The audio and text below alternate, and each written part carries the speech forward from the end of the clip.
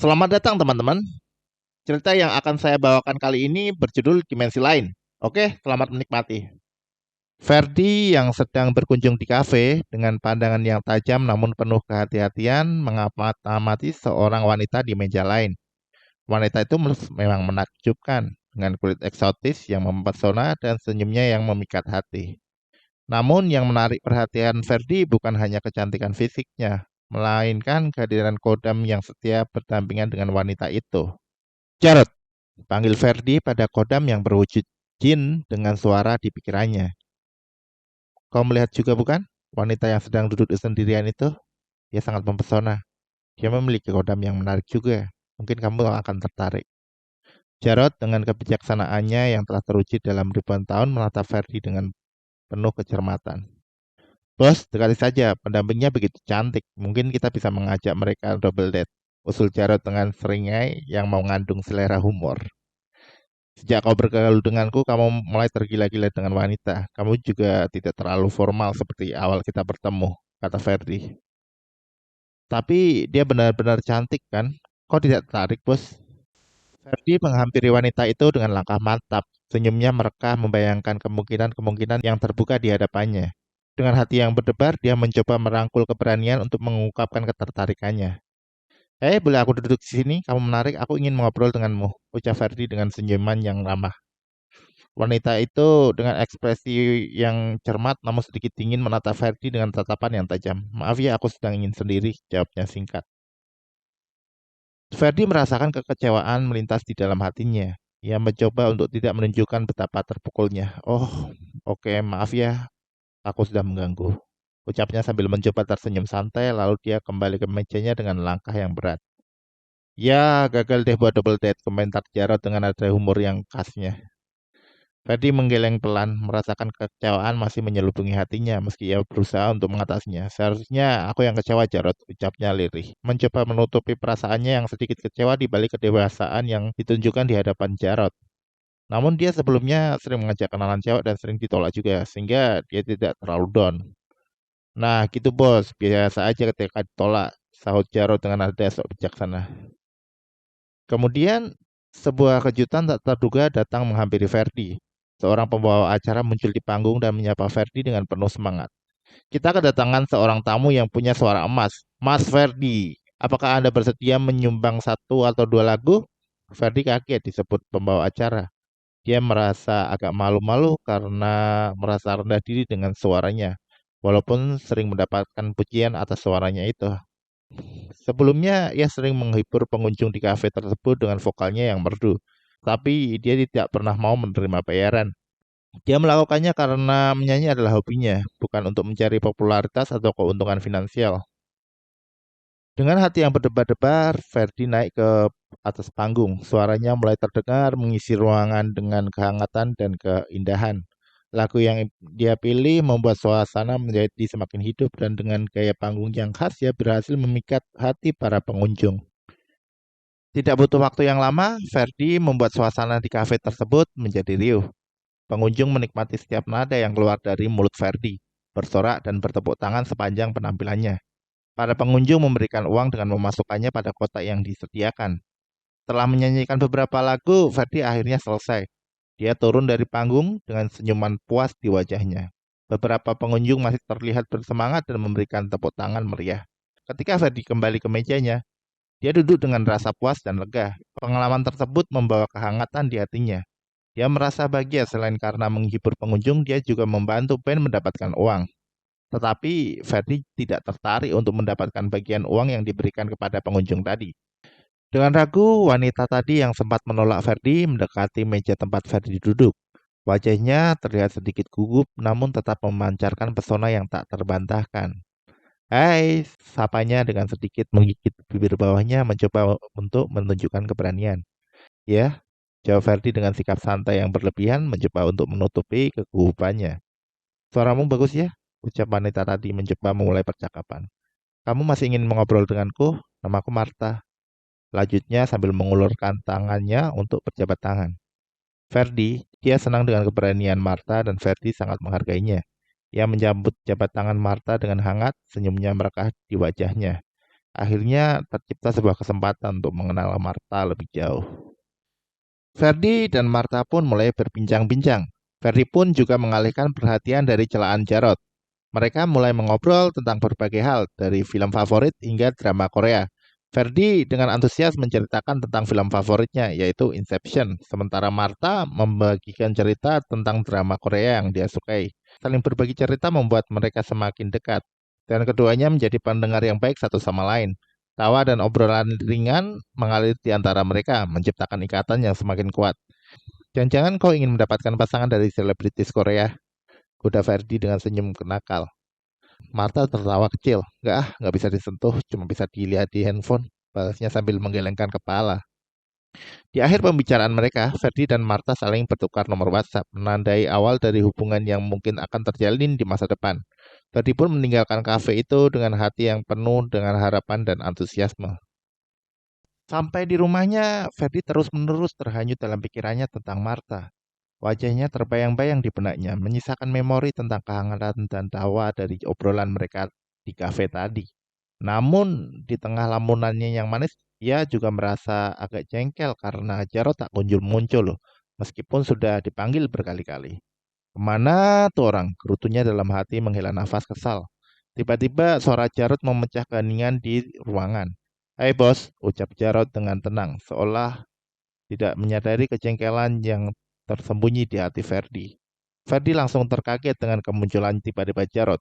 Jarod, kamu membuatku terkejut, serunya. Ekspresinya campur aduk antara kejutan dan sedikit kekesalan. Jarod memang kodam yang memiliki kebiasaan muncul secara tiba-tiba, sesuatu yang kadang-kadang cukup menjengkelkan bagi Ferdi, meskipun juga menambah warna dalam kehidupannya. Bos, Jarod memulai nada serius terdengar dalam suaranya. Bos, kita harus ngobrol sebentar, lanjut Jarod dengan ekspresi yang tegang. Baiklah, Ferdi menjawab memberikan Jarod isyarat untuk melanjutkan. Mereka duduk bersampingan di samping ranjang. Keheningan menyelimuti ruangan. Jarod mulai berbicara dengan penuh perhatian. Dia menceritakan bahwa Anina Hodamarta telah memberitahunya tentang banyaknya teman-teman Hodamarta yang menghilang tanpa jejak. Selain itu, Jarod juga membagikan bahwa Marta memiliki kemampuan untuk berkomunikasi dengan makhluk-makhluk astral. Marta tadi sebenarnya sedang galau dan ingin menyendiri di kafe, bos. Makanya dia menolak ajakan ngobrolmu. Namun, dia berubah pikiran karena dia berharap kamu bisa menolongnya. Lanjut Jarod memperjelas situasi yang sebenarnya. Ferdi mendengar dengan serius, menggali informasi yang disampaikan oleh Jarod. Hatinya berdesir mendengar tentang masalah yang dialami Marta dan dia merasa ingin membantu sebisa mungkin. Sepertinya aku akan melakukannya lagi, ucap Ferdi dengan mantap, memutuskan untuk menggunakan kemampuannya. Kemampuan apa itu? Bos, serius, proyeksi pikiran. Tanya Jarod dengan sedikit kekhawatiran tergambar di wajahnya. Ferdi mengangguk, matanya serius menatap Jarod. Tanpa ragu, ia menutup mata dan menunduk, memusatkan pikirannya dengan melakukan proyeksi pikiran. Perlahan-lahan dia merasa dirinya berada di tempat lain yang asing dan gelap, meskipun tubuh fisiknya masih tegak di tempatnya. Siapa kau? Suara bergema dari kegelapan membuat bulu kuduk Ferdi berdiri tegak. Di depannya muncul sebuah sosok monster yang seram, dengan tubuh kekar dan luka-luka yang menganga di seluruh tubuhnya. Wajahnya menakutkan, memancarkan aura kegelapan yang mengancam. Ferdi terkejut, namun sebelum dia bereaksi, monster itu menyerangnya dengan kejam. Tubuhnya terhempas ke belakang dan terbaring lemah di ranjangnya. Sementara pikirannya terhuyung kembali ke tubuhnya yang sebenarnya. Rasa sakit menyilang di tubuhnya dan keterkejutannya masih melingkupi pikirannya. Apa yang sebenarnya terjadi? Pikir Ferdi. Ferdi menghubungi Martha untuk mengajaknya bertemu kembali di kafe lagi. Dan Martha dengan senang hati menyetujuinya. Begitu mereka bertemu, suasana awal pembicaraan diisi dengan basa-basi, namun rasa ingin tahu Ferdi segera memuncak.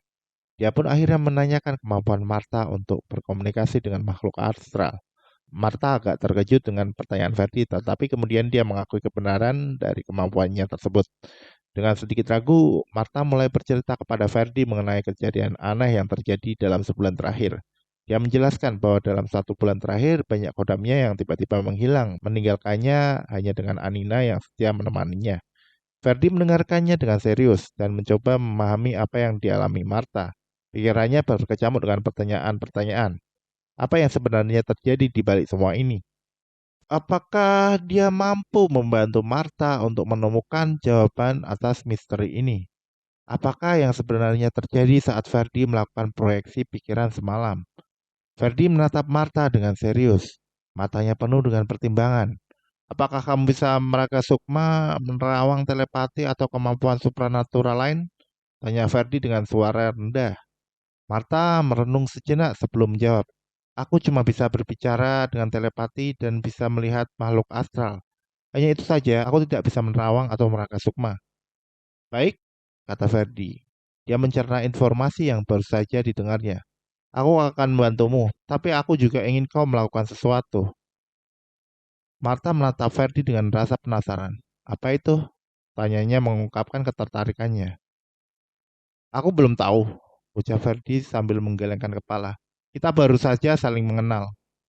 Dan tentunya aku tidak ingin memberikan bantuan yang sepenuhnya gratis. Martha mengangguk paham, menunjukkan bahwa dia siap berkolaborasi dengan Ferdi dalam mengatasi masalah yang dihadapinya. Meskipun banyak pertanyaan yang belum terjawab, mereka berdua bertekad untuk menemukan solusi bersama-sama. Setelah sampai di rumah, Ferdi duduk bersama Jarod untuk berbincang-bincang. Bos, kamu menginginkan apa dari Martha? Tanya Jarod dengan rasa ingin tahu yang terpancar jelas dari ekspresinya. Ferdi merenung sejenak sebelum menjawab. Aku terpikir sesuatu, tapi aku belum yakin jika benar aku tahu bagaimana Martha bisa membalas jasaku. Jarod menatap Ferdi dengan penuh penasaran. Jangan-jangan, bos, kamu melakukan proyeksi pikiran tanpa sepengetahuanku? Tebak Jarod dengan senyum yang menyelip di bibirnya. Ferdi hanya mengangguk sambil tersenyum, mengisyaratkan bahwa Jarod benar dalam dugaannya. Dalam pikirannya, dia telah merancang rencana untuk bisa menjadi kunci untuk membantu Martha dalam situasi yang rumit. Dan dia tahu bahwa Jarod pasti akan mendukungnya dalam upaya mereka. Kamu akan memberitahunya siapa kamu sebenarnya, bos? Tanya Jarod dengan serius, mencoba memahami niat Ferdi. Tidak, Ferdi menjawab tegas. Aku tidak peduli apakah dia tahu atau tidak. Yang pasti aku tidak akan memberitahukannya. Jarod mengangguk, mengerti bahwa Ferdi memiliki alasan kuat untuk memilih untuk tetap merahasiakan identitasnya. Mereka berdua sudah terbiasa menjaga rahasia di dunia manusia dan Ferdi tidak ingin mengungkapkan hal itu kepada Martha, setidaknya untuk saat ini. Sebenarnya siapa Ferdi itu? Apa pekerjaan utamanya? Bos, bos, panggil Jarod yang terus memanggil Ferdi. Dia kaget mengapa dia berada dalam situasi ini. Bos, aku ada di mana? Tanya Jarod. Suaranya terdengar bingung karena dia hanya melihat kegelapan tanpa ada yang lain. Kita berada di perantara dimensi kita dengan dimensi yang kita tuju. Jelas Ferdi mencoba memberi penjelasan kepada Jarod tentang situasi mereka. Mereka akhirnya keluar dari perantara antar dimensi tersebut dan masuk ke dalam ruangan yang tampak seperti rumah kosong namun penuh dengan kegelapan dan ketegangan. Apakah fisik bos dalam keadaan tertidur? Tanya Jarod mencoba memahami situasi. Tentu, jawab Ferdi. Aku lebih kuat jika dalam keadaan tertidur daripada melakukan proyeksi pikiran. Tanpa aba-aba, musuh-musuh mereka mulai muncul. Mereka puas dan ganas dengan gerakan yang cepat dan mematikan. Tidak seperti zombie pada umumnya yang berjalan lambat. Ferdi segera bertindak, menembaki monster-monster tersebut dengan senjata yang tiba-tiba muncul di tangannya tanpa diketahui dari mana asalnya. Tiba-tiba senjata yang sama juga muncul di tangan Jarod dan dengan gesiknya Jarod mulai menghabisi monster-monster astral tersebut bersama Ferdi.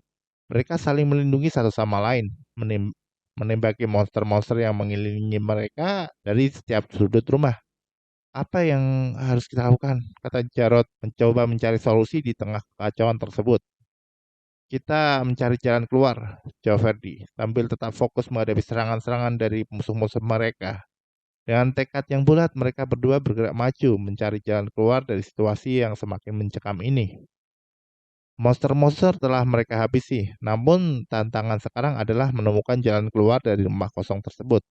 Bos, virus sudah aktif? Tanya Jarod. Ya, dia sedang memanduku dari jarak jauh seperti misi-misi sebelumnya. Jawab Ferdi, merasa sedikit lega dengan bantuan Biro.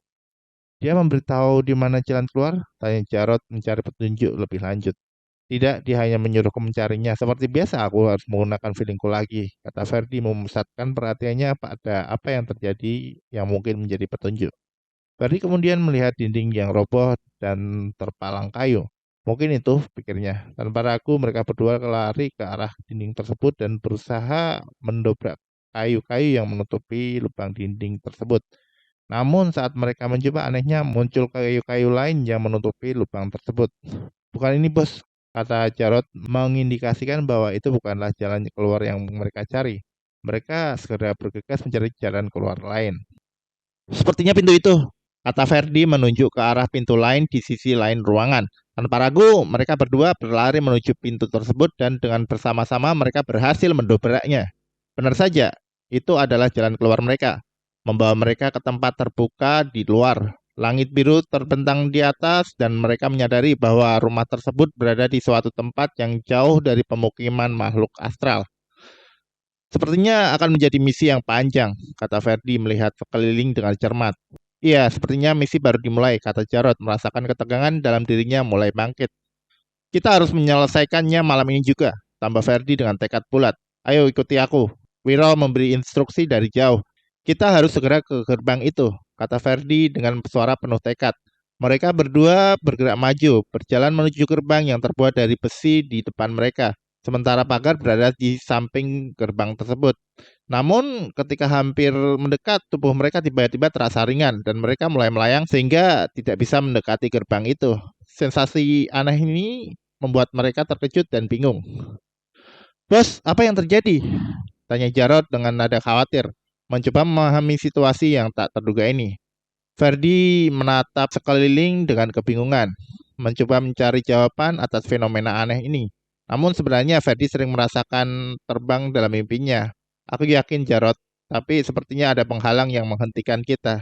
Jawabnya dengan suara penuh keraguan. Mereka berdua saling bertatapan, mencoba mencari cara untuk mengatasi situasi ini dan mencapai gerbang tersebut. Tetapi tubuh mereka terus melayang dan terhenti di tengah jalan. Tantangan di depan mereka terasa lebih sulit. Dari kejauhan muncul pasukan musuh yang juga melayang seperti mereka, mengancam untuk menghalangi mereka mencapai gerbang. Seperti biasa, imajinasikan senjata, kata Ferdi pada Jarod. Dengan konsentrasi, mereka berdua mengimajinasikan senjata api untuk muncul di tangan mereka. Dan Ferdi berhasil, dan segera memulai menembaki pasukan musuh yang mendekat. Namun, saat Jarod mencoba melakukan hal yang sama, dia gagal. Dengan frustasi, dia terpaksa hanya mengandalkan tangan kosong untuk bertempur. Bos, jangan lupa selamatkan aku ya, pinta Jarod dengan nada cemas. Ferdi merasa khawatir melihat keadaan Jarod, tetapi dia juga tahu bahwa dia tidak bisa langsung membantu Jarod karena dia harus berkonsentrasi pada pertarungannya sendiri. Pasukan musuh menyerang dengan ganas dan menggunakan pedang, dan Jarod terpaksa harus berjuang tanpa senjata yang efektif. Usahanya tidak cukup dan akhirnya Jarod tertangkap oleh pasukan musuh. Setelah berhasil menangkap Jarod, para pasukan itu tiba-tiba menghilang, lenyap dalam portal ajaib yang muncul di depan mereka, meninggalkan Ferdi sendirian dengan perasaan campur aduk antara kekhawatiran akan nasib Jarod dan ketidakpastian tentang apa yang akan terjadi selanjutnya. Ferdi merasa kesakitan saat tubuhnya terjatuh dan kepala terbentur tanah. Dengan langkah pelan, dia bergerak menuju gerbang, melihat sawah-sawah di balik gerbang. Tetapi setelah melewati gerbang itu, pemandangan berubah menjadi pantai yang sangat luas. Ferdi duduk sejenak, memandang pantai yang indah, mencoba menenangkan dirinya. Jarod tertangkap, kata Ferdi menghubungi Wiro dari jarak jauh. Iya, kamu harus menyelamatkannya. Ingat, kamu sebenarnya sangat kuat. Kekuatanmu di sini adalah kemampuan membuat imajinasi menjadi nyata, kata Wiro memberikan semangat pada Ferdi. Ferdi merenung sejenak. Aku tak menyangka gara-gara Marta menggunakan kodamnya untuk memata-matai semuanya menjadi seperti ini. Aku melihat sebelumnya bahwa dia sering melakukan ini dengan kodamnya. Siapa yang dia mata-matai? Pasti cowok freak. Ucap Ferdi dengan nada kesal. Tak sepenuhnya benar, jawab Wiro. Marta memang suka memata-matai orang dengan para pasukan jinnya. Tetapi bukan karena masalah romansa. Akan tetapi ada kekuatan besar yang menangkapi jin-jin untuk kepentingan mereka. Ingat, lawanmu bukanlah lawan yang lemah. Aku gagal, aku gagal. Jarod pun tertangkap. Ucap Ferdi dengan suara penuh penyesalan. Pantai yang indah bukan? Kata Wiro dengan tenang. Kau bisa melihat apa yang kulihat kan? Tanya Ferdi. Iya, aku bisa menuntunmu untuk menyelamatkan para jin itu, namun tidak sekarang, jawab Wiro. Hah? ucap Ferdi kaget. Ferdi, kamu hanya perlu fokus menyelamatkan Jarod. Kamu bisa kembali dengan cukup niatkan untuk bangun. Sedangkan Jarod, dia tidak bisa melakukannya karena dia bukan manusia. Tambah Wiro memberikan arahan pada Ferdi. Kau bisa menuntunku? Tanya Ferdi mencari bantuan pada Wiro. Sebentar, kata Wiro berusaha untuk mencari arah dalam dunia astral. Namun beberapa saat kemudian Wiro mengakui, aku tidak punya vision apapun. Intuisi, hanya itu yang kupunya sekarang, ujar Ferdi. Memahami bahwa situasi yang sulit ini dia harus mengandalkan instingnya sendiri. Ferdi mencoba melakukan teleportasi dalam dunia astral ini. Walaupun jarang berhasil, dia memusatkan pikirannya pada Jarod.